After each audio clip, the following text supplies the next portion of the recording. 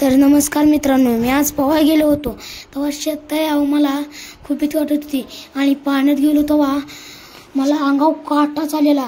पण एकदा आत गेलो की खूप पोहायला लागलो आणि 2-3 फेरे टाकले तेवढ्यात माझे कॅन सुटले।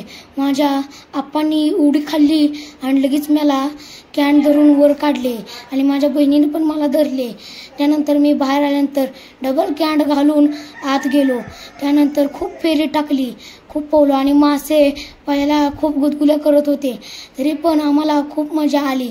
असंच आम्ही रोज पोहायला जातो, खूप मजा येते। कसा आहे बघा फोटो, कसा निघालात फोटो, मागं बघा पाय कसा वाजवतोय, कॅन बघा अजून एकदा सुटलेला नाही। मित्रांनो, आमच्या शेतात एकच मजा झाली की माझी बहीण बदकावानी पोहते आणि उभा राहून पोहते। ही बघा आमचा फोटो, एकदम मस्त फोटो आलाय। नाद करायला नाही माझा आणि माझ्या बहिणीचा।